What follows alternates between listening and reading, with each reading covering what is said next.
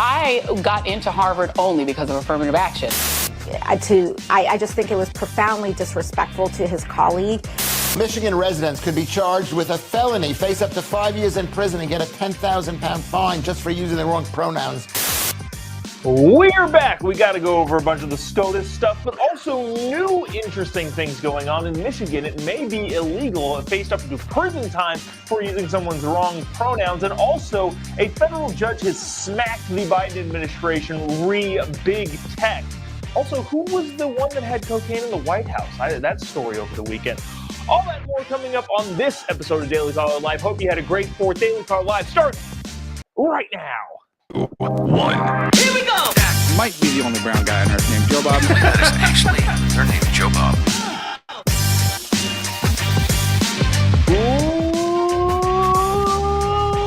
Live from the dingy bunker that's completely cut off from the outside world, except for you fine folks. My name is Jobob. This is Daily Caller Live. Thanks so much for tuning in on today. It is July 5th, the year of our Lord 2023.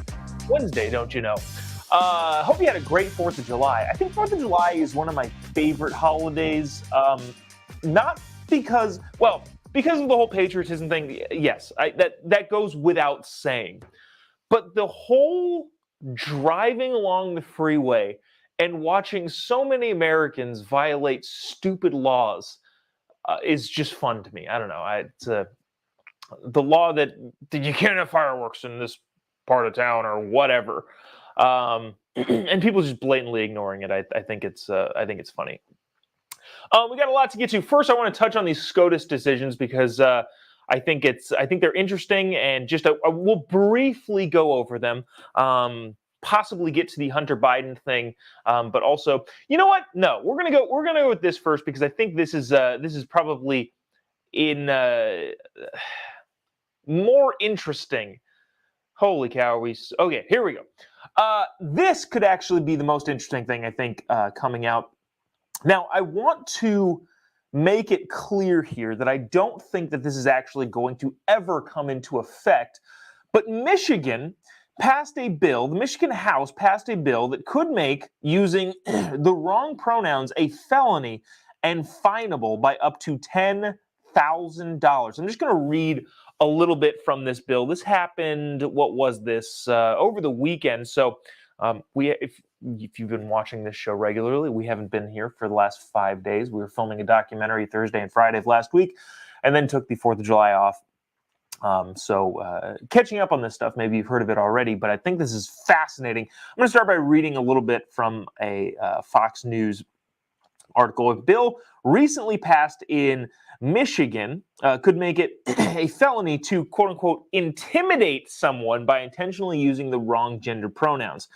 Michigan State House of Representatives had passed HB 4474, a piece of legislation that criminalizes causing someone to feel threatened by words. Under the new bill, offenders are, quote unquote, guilty of felony punishment by imprisonment.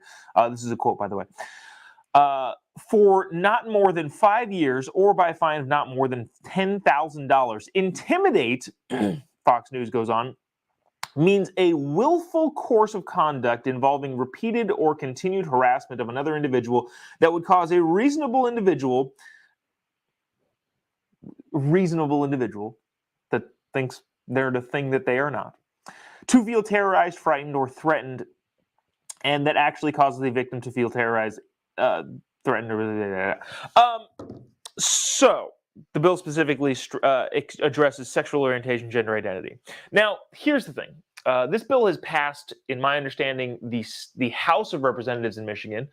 It will not pass the Senate, and also it won't get signed by the governor. I think Gretchen Whitmer is a kind of a tyrannical, crazy person, especially with how she handled COVID. But I don't think she wants to commit political suicide by signing a bill that would say, using someone's incorrect gender pronouns makes them feel intimidated, and therefore we're going to put you in jail for 5 years? That's wild. Now, obviously, if you threaten somebody physically, then that should result in some sort of legal punishment, especially if they decide to press charges. And that, I think, is the vein that this bill is trying to work into. They're trying to say that if you speechify against someone's willful pronouns, that is a threat of violence, which, of course, it is not. And I don't know. This is not going to go anywhere, I don't think. All that being said, it's unconstitutional on its face. A lot of people are talking about this. Several people seem to be worried about it. I wouldn't be. But it's fascinating from a political standpoint that there are political actors on the Democrat side of the aisle. We're not talking about, there's no Republicans pushing this stuff. Political actors on the Democrat side of the aisle saying that this is worth me voting on and putting my political career on the line here for this sort of thing. That's that. I don't think it'll get through the Senate. I don't think it'll get signed by the governor. If it does all of those things, the federal court will knock it down easily and a lot. And that would be really, really interesting, again, politically, having an entire House of Representatives in a state, an entire state Senate, and the governor of that state all do something knowingly unconstitutional and wait for the Supreme Court to knock it down.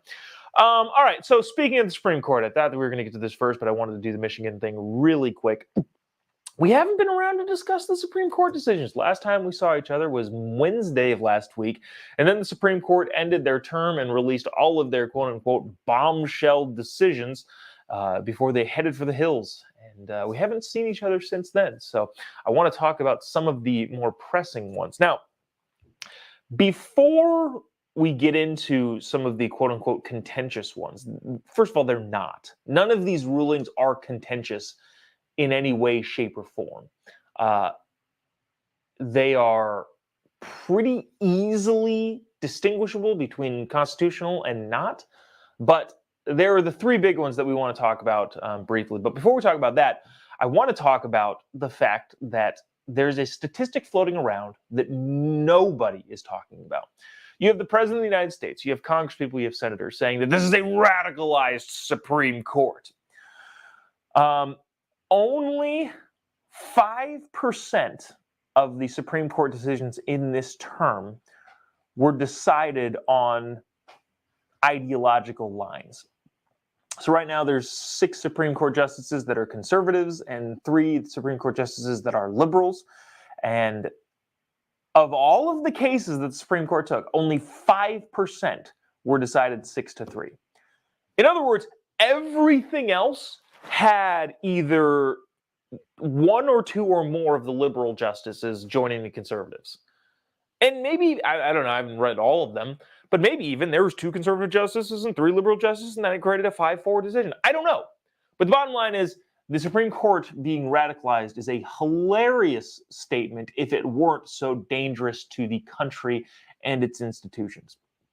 Nevertheless, the 3 things that I would like to talk about, the 3 Supreme Court justice decisions that I'd like to talk about, is first, probably the more controversial one. And by controversial, I mean not really all that controversial. It's just that the way that it's been categorized by the media and a bunch of people is frankly disgusting. The website designer, I believe it was in Utah, that said, hey, I don't want to make a website for a gay wedding due to religious beliefs. Now, the way that that was categorized is, I kid you not, I think Change, the super lefty Instagram page, said, the Supreme Court just made it legal to discriminate against gay people,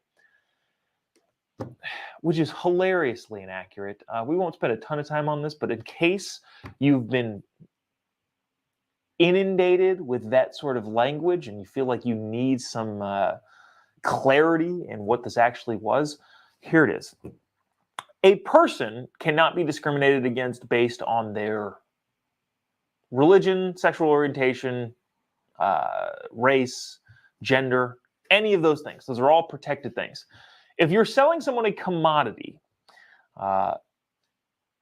in which somebody just purchases something effectively off the shelf, you're not allowed to say no to them based on any of those immutable characteristics. So if somebody walks in, Ben Shapiro used this example, and buys a donut, You can't say, I'm not going to sell you this donut because you're gay, or I'm not going to sell you this donut because you're black. That's not legal. And rightly so, by the way.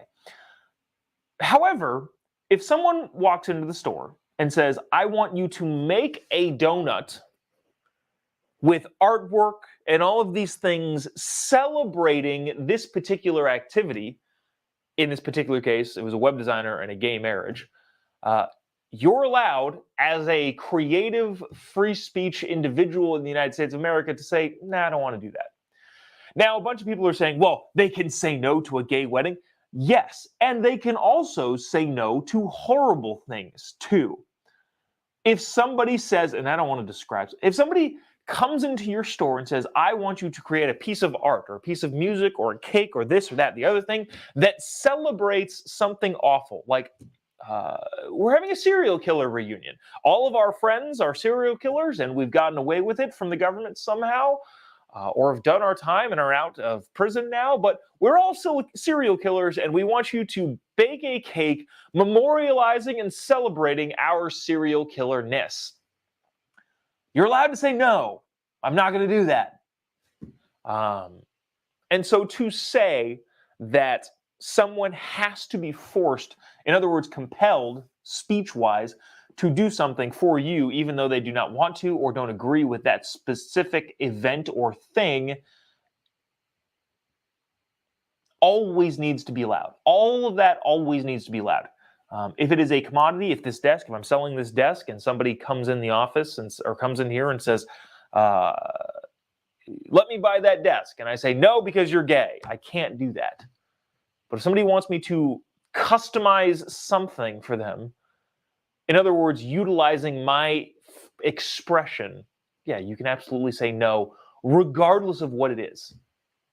Whether it's gay or something, I don't know, memorializing serial killers. Again, you're allowed to say no if you're using your expression. So there's that. The second thing that I want to touch on is the student loan debt forgiveness from the President of the United States. Now, this one I thought was funny because I'm just going to put this on the screen right here. This is a video that I put together and is on my Instagram page. If you haven't already, give me a follow on any of your social media accounts. You can find me. Just type in JOBOB pretty much anywhere. You'll be able to find me and this video to share with your friends. This is an episode of The Office, if you've watched The Office, called Scott's Tots. Let me play this for you really quick, and then we'll briefly discuss the student loan thing. I just thought this was hilarious, and you might want to share it with your friends. Check it out. I would pay for their college education. Man pledges college tuition. Why did you promise that? To change lives? No, why would you promise that? You know, okay. This is a terrible, terrible thing you've done. Well, it's terrible. I've made some empty promises in my life, but hands down, that was the most generous. I'm not a bad news person. I bring good news. Like when I promised those kids I'd pay for college. Okay. All right. I will not be able to pay for anybody's tuition. You're kidding. Excuse me? It's like you used our emotions to manipulate us into voting for you by promising us something you knew was illegal in the first place. That's me at the end doing a fun little sketch bit. But I thought that was super accurate in the sense that nobody thought that was possible. Even Nancy Pelosi, who was used in the argument against the ability of the president to write a $4.5 trillion check. Was it trillion? No, it's billion. Sorry. Yeah, 400 billion. Getting ahead of myself here. But I think the best commentary I saw on that was from a guy named Lanhee Chen, who was on a radio show that I was listening to. The hosts asked, hey, are you surprised by this? And he said, no. Because the president did something illegal and the Supreme Court said you can't do that illegal thing. So there's that. And that's all there is to say about that. The The last thing is the affirmative action, which by the way, today, I forget what channel it is. I go on this Israeli news outlet. I think it's called I-24. Every once in a while, they like to have this debate section. I think there's it's like a 30 minutes like kind of debate slot in which they bring the host and then they pit a couple people against each other. And anytime they need somebody on the conservative side of the aisle, they reach out to me and was like, "Hey, can you argue somebody against this?" And there's been times where it's like, okay, we're never going to get through to some people on this, but this one in particular, the affirmative action thing, going on later today to, I guess, debate with somebody over affirmative action. This one, I think, is the most just knockdown thing around. You can't be racist in the United States. It is now illegal in all facets. The last, I think, quote unquote, institutional vestige of racism, which, remember, that's a big thing that the lefties talk about all the time. This institutional racism. Well, the last actual piece of institutional racism was when colleges were looking at race to decide whether or not to admit you into that school. And now they're no longer allowed to do that. And lefties, who are so big on knocking down institutional racism, are furious about it. There's not really much that needs to be said that I'm sure you haven't already heard, but the bottom line is you can't be racist in the United States. Clarence Thomas, I think, had the best quote that said, "It's not even theoretically possible to, quote unquote, promote one race without degrading another race," which is absolutely true. The whole affirmative action thing gets knocked down, and, it's not even worth going into. Let me play this clip, though, from AOC, because AOC commented on the affirmative action thing, and what I thought she said was hilarious. Watch this. Here is part of what Justice Thomas wrote. He said, quote, "Justice Jackson uses her broad observations about statistical relationships between race and select measures of health, wealth, and well-being to label all blacks as victims. Her desire to do so is unfathomable to me. It is an insult to individual achievement and cancerous to young minds seeking to push through barriers. Their race is not to blame for everything, good or bad, that happens in their lives." What is your response to that? I mean, what Justice Clarence Thomas wrote there, I believe, is profoundly disrespectful. I just think it was profoundly disrespectful to his colleague. It includes sweeping assumptions about her worldview, whereas when you look at what the response was from Justice Ketanji Brown, we saw that her dissent was grounded in fact. It was grounded in the facts of the case. It did not disparage Clarence Thomas's overall worldview, but as a matter of fact, a nuanced critique of his analysis of the facts of the case. But for him to come out and insinuate that her opinion is due to some sort of inferior or less than really thought out of a stance, I think it's profoundly insulting. And I think that he really demonstrated his character, frankly, and his worldview in that critique himself. Okay, so wow, it's funny when we play an AOC clip, the viewer numbers viewership probably increased by 20% watching that clip. And also in the comment section, people are fiery about this. Arthur, I think, with the best comment, "Not my bartender." That's very funny. That's just objectively very funny. Everybody else, AOC's an idiot, all of those sorts of things. The thing I thought that was funny there is she said in there that, Ketanji Brown Jackson's argument was based in fact. She made up a bunch of stuff in that argument. Yes, there were anecdotes in there that were not verified by any sort of statistics. And then she also, I forget what it is specifically. I should have prepared better because I'm not good at my job. But Ketanji Brown Jackson, in this particular, her and Sonia Sotomayor in their dissents, Ketanji Brown Jackson on the affirmative action, Sonia Sotomayor on the college tuition thing, just listed a bunch of no. Sonia Sotomayor was on the shoot. Oh no, the website thing. They listed things that were straight out of Ibram X. Kendi and then cited statistics, or at least not like specific statistics, but said these people are this at a disproportionate rate, which just isn't factually true. Again, I wish I could remember the statistics. Go listen to Ben Shapiro. He's way better at doing this job than I am. But AOC saying, well, her argument was grounded in factual evidence.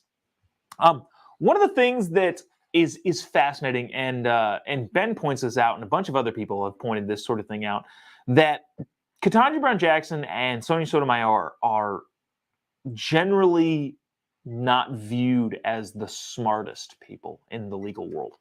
And it's interesting that the affirmative action thing is being brought up here because, well, Ketanji Brown Jackson specifically was picked.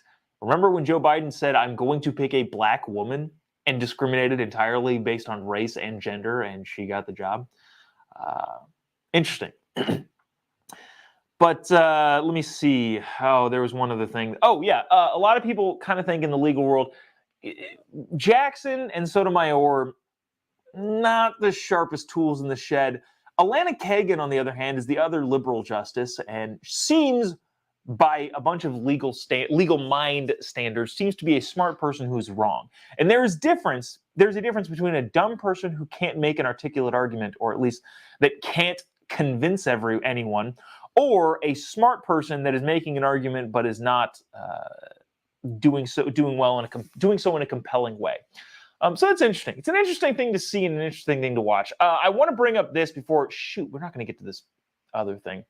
I wanted to bring up this because I thought this was interesting. Joy Reid on her show said that she was a product of affirmative action and acted like it was a good thing.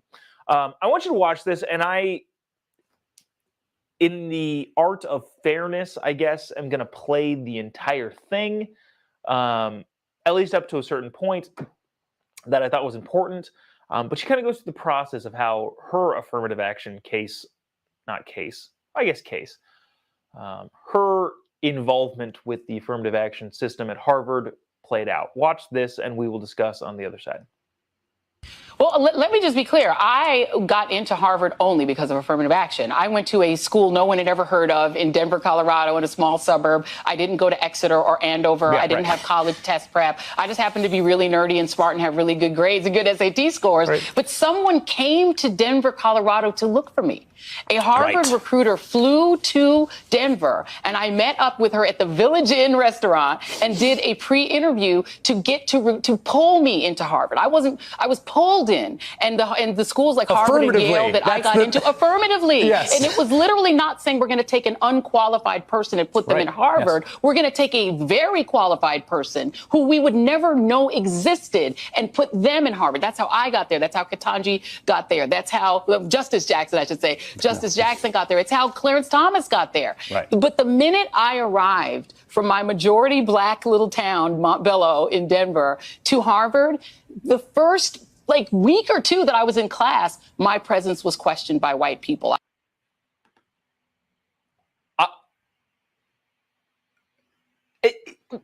Yes, correct. That's the freaking problem. How do we come down on different sides of this issue, Joy? I don't know. The whole beginning of it is she's saying, this, that, and the other thing, and I would have never this and that. But if she thinks she's smart, clearly I was a smart, nerdy kid. Okay. Also, I do think Joy Reid is smart, which is not actually a good thing for her. Because she is smart, she appears to be evil. You can either be dumb or evil to push some of the stuff that Joy Reid pushes. And I think she is probably a very smart person and therefore knows what she's doing and therefore is evil. But I think this last line. Let me play this last line one more time. Watch, listen to this. This is the problem with affirmative action, according to me. Check this out. Fellow in Denver to Harvard, the first week or two that I was in class, my presence was questioned by white people. Yes, that's the problem with affirmative action. How are we on opposite sides? If you have a culture and a system, nonetheless, that says we're going to kind of ambiguously let in different people from different races just to make up the racial components of the school, if we're going to, did I say ambiguous? I meant arbitrarily. That's the word I was looking for in my head. Dang it, rant ruined. If you're going to arbitrarily let people in to a school who have no business being at that school, the people that are supposed to be at that school, regardless of their race, are going to look at the people who make up the racial makeup that the school is trying to enhance and say, are they supposed to be here? I've talked about my own experience with this, but I felt this sort of thing. Before this, I was a marketing person. I was in politics. I ran a bunch of political races. And, not to toot my own horn, I'm pretty good at it. Which then led itself to me being in rooms with people that were in some pretty big rooms. And I was a 27, 28-year-old brown guy sitting at the table where people were discussing how tens of millions of dollars were going to be spent. Now, I earned my way into those rooms. But at the same time, the last thing that I want is for people to be looking around and saying, okay, young brown guy, we're discussing the budgets for literally million-dollar races here. Campaigns, political campaigns. Is that guy here because he's good, or is he the token minority checking a box? That is the last thing that I want. I was good at what I did. I wanted my merits to speak for me. And oftentimes I felt like I had to overcompensate in explaining things to compensate for the fact that we have this culture that persists that says, well, we are going to lower the bar for minorities so that they can achieve the same thing. They can achieve better, which doesn't actually end up helping. Doesn't actually work, by the way. Which is a huge problem. So yes, Joy, when you go into Harvard and a bunch of people are looking at you weird, that's exactly why affirmative action is a bad thing. If you eliminate affirmative action, if you eliminate the culture around lowering the bar for minorities, then once you walk into those rooms, people assume that you are there for your merit and nobody bats an eye. But I don't know how she sees it like that. If you entirely go off of meritocracy, everybody loses the racial component in their brain and everyone ends up better for it.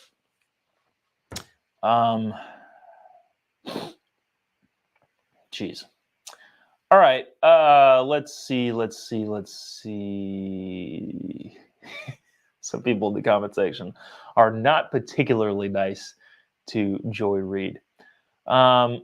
We'll touch on this really quick, but maybe we'll talk about this more tomorrow. A judge ruled this morning or today that the Biden administration can't collude with big tech companies, which is fascinating. We'll get to that tomorrow because there's a bunch of articles flying around about this that I want to bring to light. And I kind of want to, I don't know, we'll watch this play out in the media and talk about it a little bit more tomorrow.